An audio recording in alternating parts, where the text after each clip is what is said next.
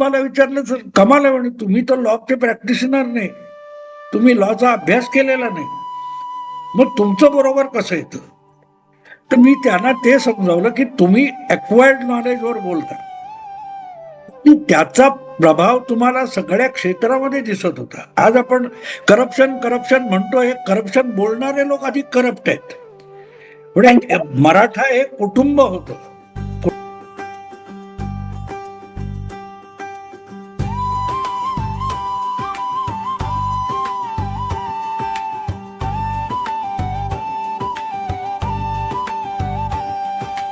यशस्विता अलगद दे, अपयशातूनही यश घडवी, यशोशिखरी जी मन स्थिरवी, हाती असू द्या यश मिळवण्या, अशी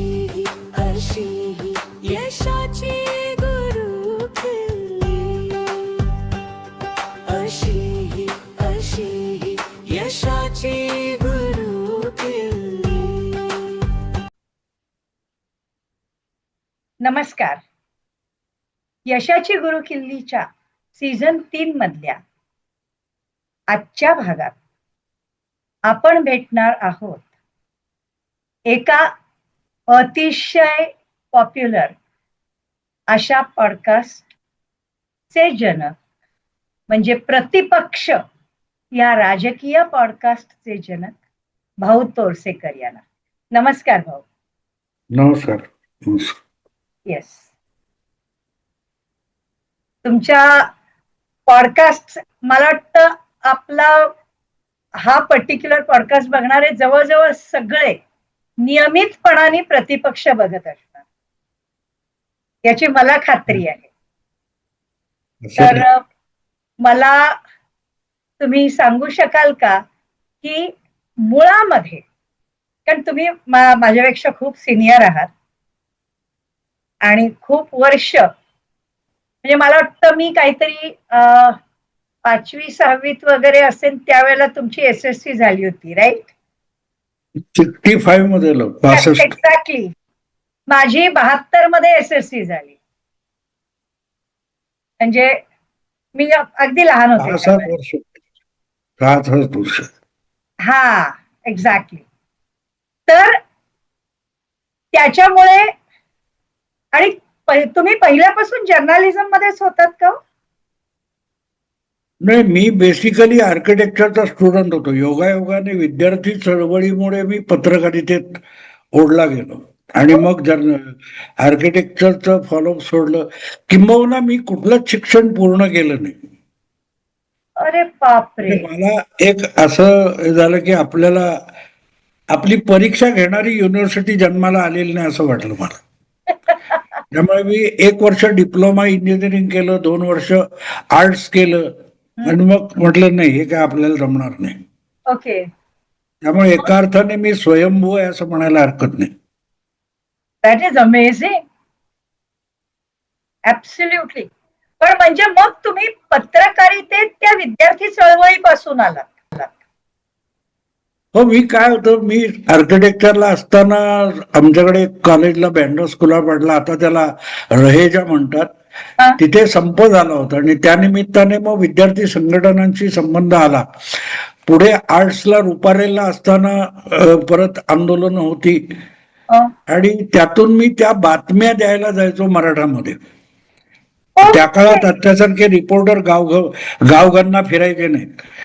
तुम्हाला काय असेल, एखादं आंदोलन वगैरे असेल तर तुम्हीच बातमी नेऊन द्यायची असायची. मोठं आंदोलन असलं गोष्ट वेगळी, पण ही छोटी मोठी आंदोलनं असायची. तसं मी पत्रक द्यायला जायचो तर ते लोक मागायला लागले, तू चांगलं लिहितोस तर तू पत्रकार का होत नाही?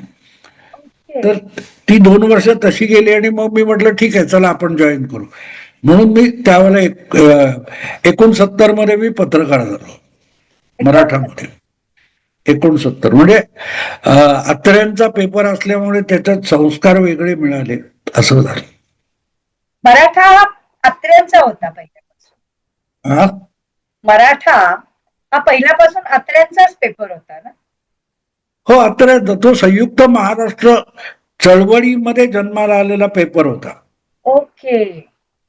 म्हणजे अत्र्यांचं नवयुग नावाचं साप्ताहिक होतं, पण संयुक्त महाराष्ट्र आंदोलन जोरात आलेलं होतं. अशा वेळेला लोकांनी आग्रह केला की दैनिक काढा म्हणून, ओके. आणि त्यातून मग अत्रे म्हणाले ठीक आहे सुरू करू.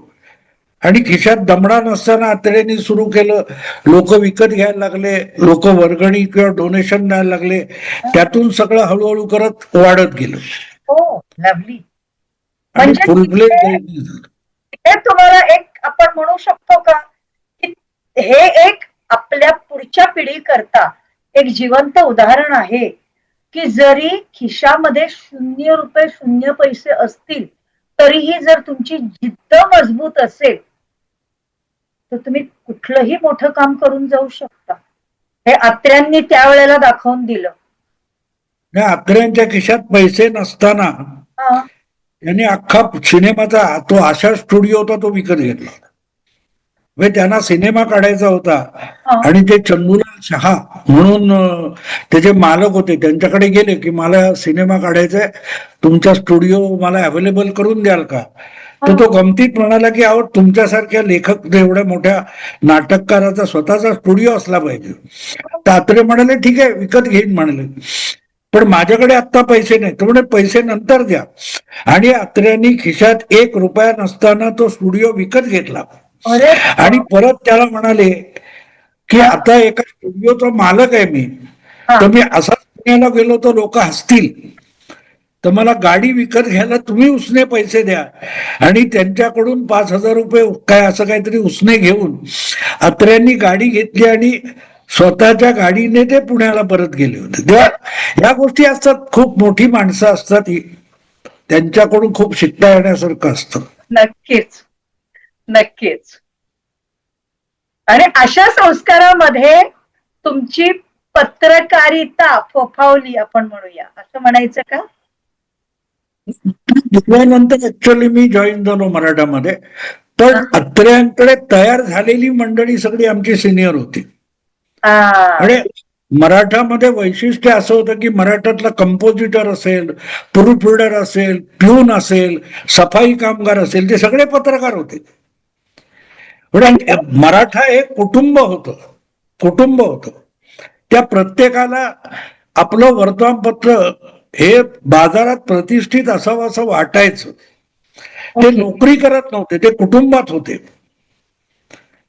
आणि आम्ही त्या संस्कारामध्ये, आणि दुसरी गोष्ट एक नोकरी किंवा करिअर नव्हतं.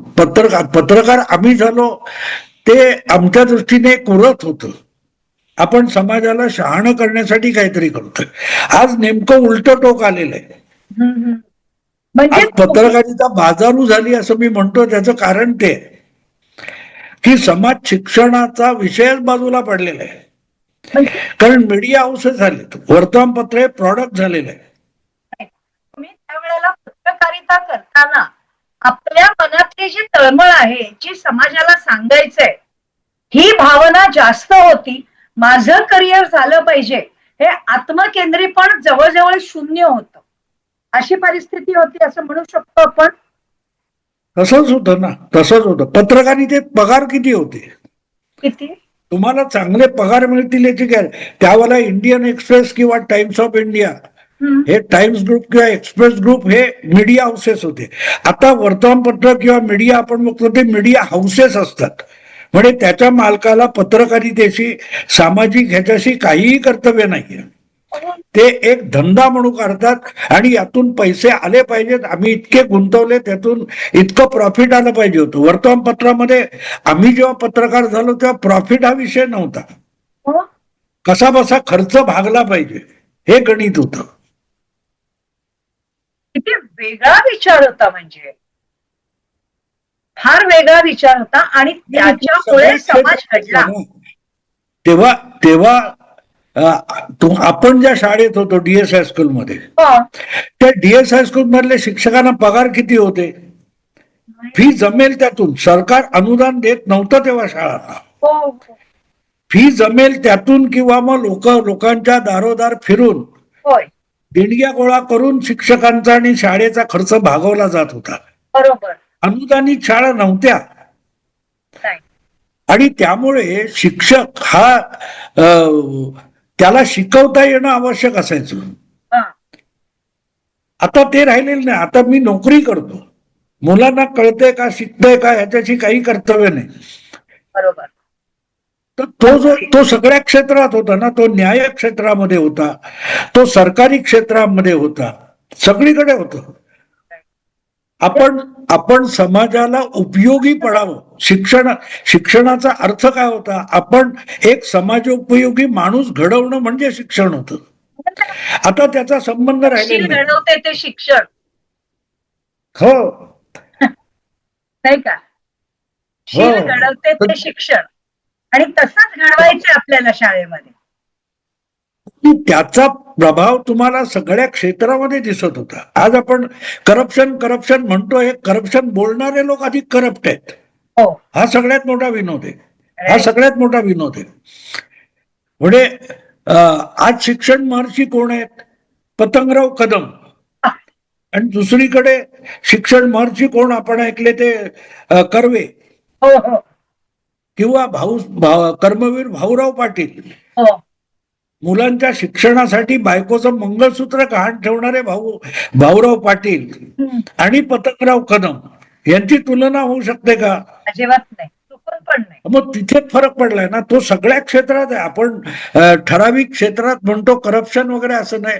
करप्शन हा माइंडसेट आहे. हो. लोकांचं मेंदू करप्ट झालेला आहे. कुठूनही कसलंही पैसे मिळवणं. म्हणून मला कॉपी करणाऱ्या मुलांचा किंवा कॉपीविषयी मला राग येत नाही. कारण तुम्हाला एक सर्टिफिकेट नावाचा कागद मिळवायचं, तो तुम्ही अभ्यास करून मिळवा किंवा पैसे मोजून मिळवा, लोकांना कागद दाखवायचंय, बाकी काय करायचं. तुम्हाला तो विषय आला पाहिजे असं बिलकुल नाही. तुमच्या माहितीसाठी सांगतो, साधारण 35 वर्षापूर्वी टाइम्स ऑफ इंडियाने एक जाहिरात दिली होती. महाराष्ट्र टाइम्सचा संपादक नेमायचा आहे आणि त्याला 10 वर्षाचा मार्केटिंग आणि सेल्स मधला अनुभव पाहिजे. ही नीड नॉट राईट एनिथिंग. म्हणजे संपादक असा पाहिजे की त्याला लिहिता आलं नाही चालेल, पण त्याला मार्केटिंग मधला आणि विक्री क्षेत्रातला अनुभव असला पाहिजे.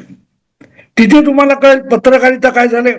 आज शाळा आपण सगळ्या बघतो कमर्शियल झालेल्या आहेत, कॉलेजेस कमर्शियल झालेली आहेत, डोनेशन उकळणं, हे सगळ्या क्षेत्रात आपण बघू शकतो. तुम्ही त्या काळातल्या सगळ्या गिरण गावामधल्या मुंबई, जी ओरिजिनल मुंबई आहे बेटावरची, ती बघाल तर तिथे तुम्हाला वेगवेगळ्या व्यापाऱ्यांनी बांधलेल्या चाळी दिसतील. अकबोटवाला चाळ, अहमद सेलर बिल्डिंग, किंवा कराचीवाला चाळ, पारसी चाळ. ते जे भांडवलदार किंवा उद्योगपती होते, त्यांनी गरब बिचारे मजूर आहेत, त्यांना राहण्यासाठी खोल्या बांधल्या, त्याला बिल्डर डेव्हलपर म्हणतात. आज तुमचे पैसे घेऊन जो बिल्डिंग उभारतो तो बिल्डर आहे, तो डेव्हलपर आहे. किती अर्थशब्दांचे बदलून गेले. मग कळेल की जगाचा दृष्टिकोन बदलतो, जगाचा दृष्टिकोन बदलतो. त्यामुळे हे फक्त पत्रकारितेमध्ये आलं असं मी म्हणणार. तुम्हाला ते न्याय क्षेत्रामध्ये, वकिलाच्या क्षेत्रामध्ये, सगळीकडे, डॉक्टरी, मेडिकल, सगळीकडे. हॉस्पिटलमध्ये डॉक्टरांना टार्गेट असतं एवढा धंदा आणायचा. त्याच्यामुळे तिथे पेशंट गेला की बकरा समजून कापायला सुरुवात होते. दुसरं काय हो होतं? सांगतो. सगळ्या क्षेत्रात आहे ना, सगळ्या क्षेत्रात आहे. तुम्हाला सांगतो, त्यावेळेला एक मंत्रालयामध्ये, एक महापालिकेमध्ये आणि 2 रिपोर्टर, 4 रिपोर्टर, 5 रिपोर्टर एखाद्या वर्तमानपत्रात असायचे. आता ह्याचं बीट वेगळं, त्याचं भाजप बीट वेगळं. मग पॉलिटिकल फंडिंगवरच पेपर आणि मीडिया चालतो. तर तोच मुळात करप्ट आहे आणि तो करप्शन बाहेर काढणार कसं होईल सांगा मला, कसं होईल? त्यामुळे हे सगळं व्यापलेलं आणि त्याचं कारण उद्दिष्ट हरवलेलं, आयुष्याचं उद्दिष्ट हरवलेला समाज, असं त्याच्याकडे बघायला लागतं. हा फार मोठा विषय आहे, आयुष्याचं उद्दिष्ट हरवलेला समाज. आणि मग मला सांगा की या सगळ्या प्रोसेसमध्ये प्रतिपक्षाची सुरुवात तुम्ही तुमच्या जर्नलिझमच्या करिअर मधनं, आपण करिअरच म्हणूयात त्याला, त्याच्यातनं रिटायर झाल्यानंतर केली का काय केलं? नाही, मी 29 नोकऱ्या सोडल्या. माझं पटलं नाही वर्तमानपत्रामध्ये. हा? 29 पेपर बदललेले. अरे 5 पेपर मी संपादक म्हणून सुरू केले, पण पटलं नाही तिथे मी बाहेर पडलो. मी त्यांच्याशी भांडत पण बसलो नाही की या यशामध्ये माझा हिस्सा आहे वगैरे, असं अजिबात नाही. माझं नाही पटलं, मी बाहेर पडलो. पण ज्याने ते पेपर वर्तमानपत्र काढण्यामध्ये पैसे घातले त्याची मालकी त्याच्याकडे असते. मी त्याच्याबद्दल वाद केला नाही कधी. मला पटलं नाही, मी बाहेर पडलो. नोकऱ्या सोडल्या, नोकऱ्यांची पर्वा केली नाही, कारण मी माझ्या गरजा कमी ठेवल्या.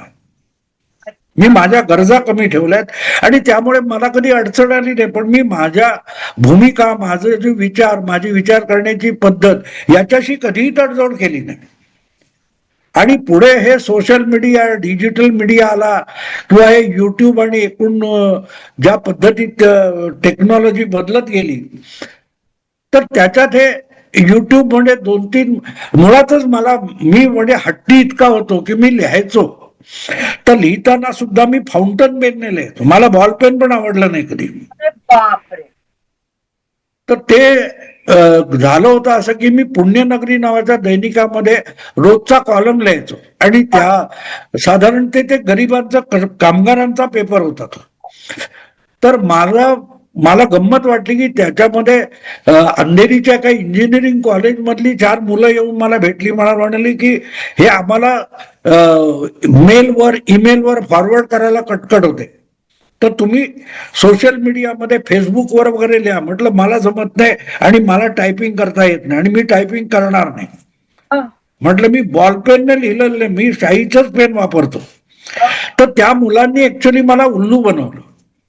ते म्हणाले तुमचं सगळं लिहा, तुम्ही जे काय लिहिता पेनने, पण एक काम करा, फेसबुक मजेशीर आहे म्हणे, तुम्ही याच्यावर 2 वाक्य सुचवेल तेवढीच टाईप करून टाका आणि त्याच्यावर रिॲक्शन येतील, तुमचे विचार लोकांपर्यंत गेले पाहिजेत. आणि त्यांनी मला ते दाखवलं, फेसबुक वगैरे करून दाखवलं. मग त्याच्यात असं व्हायचं की माझ्याकडे लॅपटॉप होता, तर मी ते करायचो, तर ती रिॲक्शन आली की त्याला उत्तर द्यायची खुमखुमी मला होती. त्यामुळे मी अक्षरशः 1 महिन्याच्या फुल स्पीडने लिहायचो, तितक्या वेगाने टाईप करायला लागतो. आणि मग त्या मुलांनी मला सांगितलं तुम्ही ब्लॉग लिहा. मी ब्लॉग लिहायला लागलो. जवळजवळ 10 वर्ष, 8 वर्ष तरी मी ब्लॉग लिहिला. लेख लिहित होतो, ब्लॉगही लिहिला. पण मग काही मुलांनी, अशा तरुण मुलांनी मला म्हणाल तुम्ही लिहिता ते बोला ना, बोललं तर काय बिघडतं. म्हणून तो अक्षय बिक्कड म्हणून आहे पुण्याचा, किंवा विनायक पाचलग म्हणून आहे, एक क्षितिज पाटुकले म्हणून आहे, या मुलांनी हट्टाने माझ्या समोर येऊन बसले, कॅमेरा घेऊन बसले, मी बोलेन ते दाखवायचे आणि त्याला रिस्पॉन्स मिळतोय हे दिसल्यावर त्यांनी खूप आग्रह केला. पुढे असं झालं की करोनामध्ये जेव्हा लॉकडाऊन झाला तेव्हा घरात अडकलेला होतो आणि माझ्या जावयाने म्हटलं की मी तेव्हा मला असं वाटलं की लोक पॅनिक झालेले आहेत, लोकांना धीर दिला पाहिजे, म्हणून मी फेसबुक लाईव्ह करत होतो. त्यानंतर जावई आणि त्याचा भाऊ म्हणाले की आपण हे युट्यूबवर टाकू. त्यांच्याकडे कॅमेरा होता, त्यांनी ते रेकॉर्ड केलं आणि ते टाकायला सुरुवात झाली. आता 6 वर्ष होतील त्याला. 3 मार्च 2020 ही तारीख होती. तर त्या दिवशी त्यांनी पहिला तो व्हिडिओ टाकला. मला म्हणाला ह्याला काहीतरी नाव द्यावं लागेल. तर म्हटलं मी मेनस्ट्रीम मीडियाशी पंगा घेतलेला माणूस आहे, त्यामुळे त्यांनी लपवलेली दुसरी बाजू मला समोर आणायची आहे, म्हणून आम्ही त्याला प्रतिपक्ष नाव दिलं.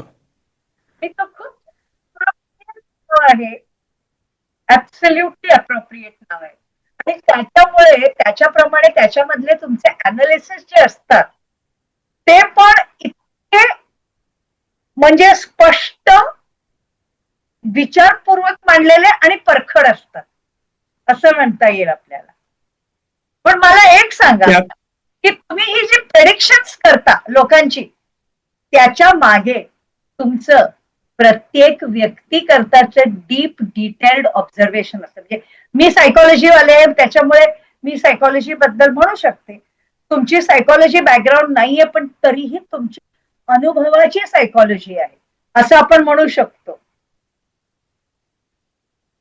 त्याचं एक कारण सांगतो. पहिली गोष्ट म्हणजे मी पॉलिटिकल सायन्सचा स्टुडंट नाहीये, हा माझा ऍडव्हान्टेज आहे. हा. आणि तुम्ही तुम्ही जे म्हणालात की तुम्ही सायकोलॉजीचं आहे, कोणाचं सायकियाट्री असेल, कोणाचं पॉलिटिकल सायन्स असेल, हा. तुम्ही हे अक्वायर्ड नॉलेज आहे, it's not original. No it's not. माझ्याकडे यातलं कुठलंही अक्वायर्ड नॉलेज नाहीये आणि तो ऍडव्हान्टेज असतो. काय ऍडव्हान्टेज असतो की तुम्हाला स्वतःच्या दृष्टीने ते बघता येतं, ना की इतर कोणाच्या तरी अनुभवावर आधारित तुमची दृष्टी बदलून बघावं लागतं. मला नाही, माझ्याकडे चाइल्ड लाईक इनोसन्स आहे. लहान मूल जसं कुठली नवी गोष्ट बघितली तर ती समजून घेण्याचा प्रयत्न करतो, माझ्याकडे तो चाइल्ड लाईक इनोसन्स आहे आणि मी तो जपलेला आहे. ही गोष्ट सगळ्यात महत्वाची असते. नाही तर काय होतं, आता मी एक उदाहरण म्हणून सांगतो. हे जे आता शिवसेना फुटली आणि मग ती कोर्टात केस गेली वगैरे, गेली 4 वर्ष तो प्रकार चालू आहे. तर त्यामध्ये याविषयी बोलणारे कायदा क्षेत्रातले जाणकार होते, वकील होते, मोठमोठे वकील होते, आणि हे सगळे जे प्रेडिक्शन करत होते त्यांची चुकत होती आणि माझी बरोबर होत होती. तर त्यातले 2 मोठे वकील आहेत नामवंत, तर त्यांनी मला विचारलं, सर कमाल आहे म्हणे, तुम्ही तर लॉचे प्रॅक्टिशनर नाही, तुम्ही लॉचा अभ्यास केलेला नाही, मग तुमचं बरोबर कसं येतं? तर मी त्यांना ते समजावलं की तुम्ही अक्वायर्ड नॉलेजवर बोलता. अक्वायर्ड नॉलेज म्हणजे तुमची चाकोरी ठरलेली आहे, त्या चाकोरीच्या बाहेर तुम्ही जाणार नाही. माझं उलट आहे, मला चाकोरीच नाहीये, त्यामुळे मी मध्येच काहीतरी आलं इकडे डोकावतो, कुठे तिकडे डोकावतो. ते स्वातंत्र्य मला आहे, ते तुम्हाला नाहीये. आणि त्यामुळे मला चाकोरीच्या बाहेरचं दिसतं, जे तुम्हाला बघताही येत नाही. आणि बघत नसल्यामुळे तुमच्या समोर सगळा पर्स्पेक्टिव्ह नसतो, जो माझ्या समोर असतो. आता यातलं एक उदाहरण देतो मी. झालं होतं असं की त्या केसमध्ये चंद्रचूड चीफ जस्टिस होते, त्यांच्या समोर केस होती आणि त्यांनी जो एकनाथ शिंदेच्या बाजूने निकाल दिला तो मी 5 दिवस आधी प्रेडिक्ट केला होता की निकाल एकनाथ शिंदेच्या बाजूने जाणार. तर मला एक नामवंत अशा वकिलाचा फोन आला आणि ते म्हणाले, I am jealous of you. म्हटलं का, तुम्ही कोण आहात? तो म्हणाले, मी वकील आहे, तुमचा अंदाज 100% बरोबर येणार आहे, 5 दिवसानंतर तुम्ही म्हणता तसाच निकाल येणार आहे. पण मी जेलस एवढ्या गोष्टीसाठी आहे की मी लॉयर, लॉचा प्रॅक्टिशनर आणि मी सेशन जज म्हणून रिटायर झालो. मी निकाल दिलेले त्यांनी, आणि त्यामुळे वकील असो किंवा जज असो त्याची मानसिकता मला माहिती आहे, जी तुम्हाला माहित नाही. पण तुम्ही चंद्रचूड कुठल्या बाजूला झुकतील हे बरोबर सांगू शकलाय. म्हणजे हे मला, मी जेलस एवढ्यासाठी आहे की हे मला सुचायला पाहिजे होतं, मला दिसायला पाहिजे होतं, का मी बघू शकलो नाही. झालं होतं त्याच्यामध्ये असं की 5 का 7 दिवस आधी चंद्रचूडांनी एका केसचा निकाल दिला होता आणि त्या निकाल पत्रामध्ये त्यांनी 2 वाक्य अशी लिहिली होती की ती मला खटकली. की म्हटलं, ही वाक्य ही चंद्रचूडची स्वतःची नाहीये, ती दोनही वाक्य ही मुळात शिंदे ठाकरे केसमध्ये शिंदेचे वकील हरीश साळवे यांनी उच्चारलेली वाक्य होती. आणि ज्या अर्थी ती वाक्य इथे आपल्या निकाल पत्रामध्ये दुसऱ्या केसच्या चंद्रचूड कोट करतायत किंवा लिहितायत, याचा अर्थ त्यांना ती वाक्य पटलेली आहे, ते आर्ग्युमेंट पटलेलं आहे. आणि ज्या अर्थी ते आर्ग्युमेंट पटले त्या अर्थी शिंदे प्रकरणामध्ये चंद्रचूड हा शिंदेच्या बाजूने निकाल देणार, हे लॉजिकल काढलेलं कन्क्लुजन आहे. ते म्हणाले, यू आर 100% राईट, आणि 5 दिवसांनी तो निकाल आला. पण त्यांचं म्हणणं असं होतं की हे तुम्हाला का सुचू शकतं. तर मी त्यांना हेच उत्तर दिलं की तुम्ही काय करणार, जुन्या केसचे निकाल चेक करणार आणि त्या आधारावर तुम्ही आजचा निकाल बघायला. माझं तसं नाहीये, मी आत्ता हा माणूस कुठल्या बाजूला झुकतोय. आणखीन एक उदाहरण सांगतो. 10 मेला जेव्हा ऑपरेशन सिंदूरचा सीज फायरची घोषणा झाली किंवा बातमी आली तेव्हा सगळे चिडचिड झालेली होती. मी आमच्या आता ओमकार चौधरी आणि धीरेंद्र पुंडित यांच्याबरोबर हिंदी पॉडकास्ट मध्ये होतो आणि त्यात बोलताना मी न्यू नॉर्मल हा शब्द 7 वेळा वापरला. मी त्यांना म्हटलं की मोदी आता एक गोष्ट करणार की ऑपरेशन सिंदूरच्या 2 कारवाया केल्यानंतर मोदींनी पाकिस्तानला एक गोष्ट दाखवून दिली की यापुढे तुमच्या अतिरेक्यांनी जिहादींनी इथे काही गडबड केली तरी ती तुम्ही आमच्या विरुद्ध पुकारलेले युद्ध समजून आम्ही तुमच्यावर कारवाई करू, आम्ही तुमच्या प्रदेशात घुसून तुम्हाला मारू. तो हा नवा नियम आहे ज्याला इंग्रजीमध्ये न्यू नॉर्मल म्हणतात. तर मी तो शब्द 7 वेळा वापरला. हा तो पॉडकास्ट झाला, त्यांनी रिलीज केला. दुसऱ्या दिवशी 11 मे 25 नरेंद्र मोदींचं त्या ऑपरेशन सिंदूरच्या बाबतीत देशाला उद्देशून भाषण होतं आणि मोदींनी तो न्यू नॉर्मल शब्द 4 वेळा वापरला. तर मला हे सगळे मित्र पत्रकार होते हिंदीतले, ते म्हणाले आपका मोदी से क्या कनेक्शन है. म्हटलं क्यों नहीं, कल आप बोले और मोदी ने वही रिपीट किया. आता गंमत अशी की मी स्वतःच्या पॉडकास्ट स्वतःच्या व्हिडिओमध्ये पण न्यू नॉर्मल शब्द वापरला. मी फक्त तेवढ्या पॉडकास्टमध्ये तो शब्द वापरला होता. तर मी त्याला म्हटलं की तुमचा पॉडकास्ट त्यांनी मॉनिटर केला असेल, त्यांना आवडला, तो शब्द वापरला. पण ज्या मनस्थितीमध्ये मोदी काम करतात, विचार करतात, त्या आधारावर तो माणूस कुठल्या दिशेने झुकू शकतो हे मी त्याच्या मेंदूत घुसून ठरवतो आणि मग माझं मत व्यक्त करतो. माझ्या पद्धतीत मोदी विचार करील असं माझं अजिबात मत नाहीये आणि त्यामुळे तो शब्द वापरला. गंमत अशी असते ना की अनेकदा लोकांचा गोंधळ काय होतो की मी जसा विचार करतो तसाच मोदी करतो हे गृहीत धरून जेव्हा मी बोलायला लागतो तेव्हा गडबड होते. आणि म्हणून तुम्हाला विचार करताना ज्याचा अनालिसिस तुम्ही करताय तो माणूस कसा विचार करतो याविषयी काही गणित तुम्ही आखलं पाहिजे आणि ठरवलं पाहिजे.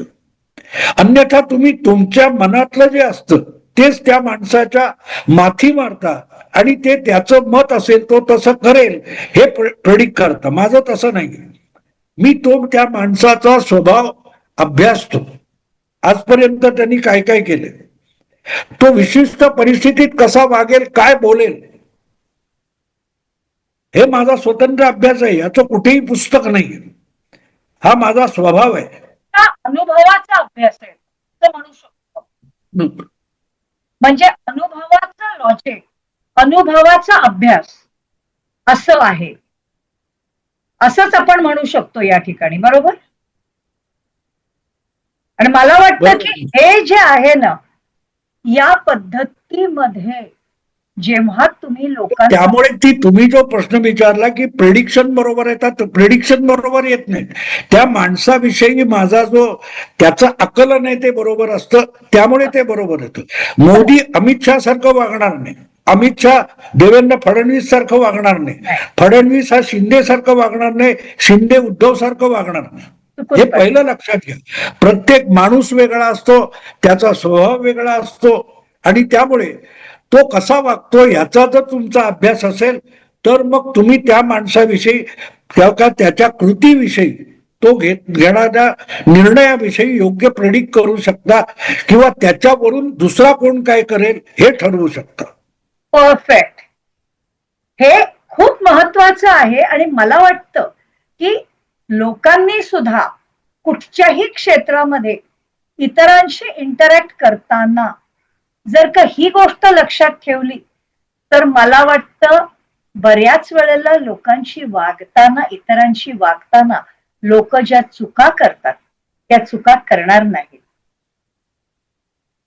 असं वाटतं. लोकांचा प्रॉब्लेम काय असतो माहिती का, मी नेहमी सगळ्यांना सल्ला देताना एक सांगतो की तुम्ही चुकायला सुरुवात करा. आपण चुकत नाही असं वाटायला लागलं की आपण मूर्खपणा करायला सुरुवात करतो. ओके. कारण चूक कबूल करणं याची लाज वाटते माणसाला. मी फटकन मला कोणी चूक दाखवली मी त्याचे आभार मानतो. का की तो मला दुरुस्त करायला बघतोय. चूक छोटी का असे ना, पण ती कबूल केली, स्वीकारली तर तुम्ही दुरुस्त करता आणि परत एकदा ती चूक होणार नाही याची काळजी घ्यायला लागतं. पण अदरवाईज तुम्ही चुका करत राहता आणि त्या लपवत राहता. मी एका टीव्हीच्या एका डिबेटमध्ये माझ्या बाजूला तत्कालीन मित्र होता माझा, पण तो व्हाईस चान्सलर होता मुंबई युनिव्हर्सिटीचा, आणि त्या डिबेटमध्ये मी म्हणालो की हे व्हाईस चान्सलर आहेत आणि त्यांनी आयुष्यात एक चूक केली आहे की त्यांनी ठरवलंय चुकायचं नाही, आणि त्यामुळे ते नियमित चुका करतात आणि त्यावर पांघरून घालत बसतात. तर सगळे त्या डिबेट मधले होते स्टुडिओतले ते गडबडले. तर मध्ये ब्रेक झाल्यावर त्यांनी सांगितलं, अरे हा माझा कॉलेजचा मित्र असाच बोलतो, तुम्ही त्याच्यामुळे तुम्ही एकदम टेन्शन मध्ये येऊ नका. पण सांगायचा हेतू हा की आपण चुकायला सुरुवात केली ना तर चुका दुरुस्त करायला सुरुवात करू. मानवी स्वभाव असा आहे की तो चूक कबूल करायला तयार नसतो आणि म्हणून तो अधिकाधिक चुका करत जातो. त्यापेक्षा चुका शोधा, आपल्या चुका शोधा. आणि भाजप यशस्वी होतंय त्याचं सगळ्यात मोठं रहस्य तुम्हाला सांगतो. भाजपच्या सगळ्या राजकारणामध्ये तुम्हाला एक गंमत दिसेल की भाजपला यश मिळालं तरी ते तपासून बघतात की लॉटरी आहे की मेहनतीचं फळ आहे. अपयशी झाले तरीही ते अभ्यास करतात आणि म्हणून ते सातत्याने यशस्वी होत चाललेले. आणि बाकीचे पक्ष आहेत ते आपल्या चुका कबूल करायला तयार नसतात आणि त्यामुळे ते अधिकाधिक चुका करत जातात. त्याचे दुष्परिणाम त्यांना भोगावे लागतात. फार महत्वाचं पॉइंट आहे. आणि मला वाटतं की आपण ह्याच्याबद्दल आणि आणखीन बऱ्याचशा गोष्टींबद्दल परत एकदा भेटणार आहोत. भेटावंच लागेल, कारण लोकांना खूप फायदा होईल. तेव्हा आज आपण इथेच थांबूया. तुमचाही घसा कोरडा झालाय थोडा, तर आज आपण इथेच थांबूया आणि पुन्हा लवकरच भेटूया. ओके, धन्यवाद.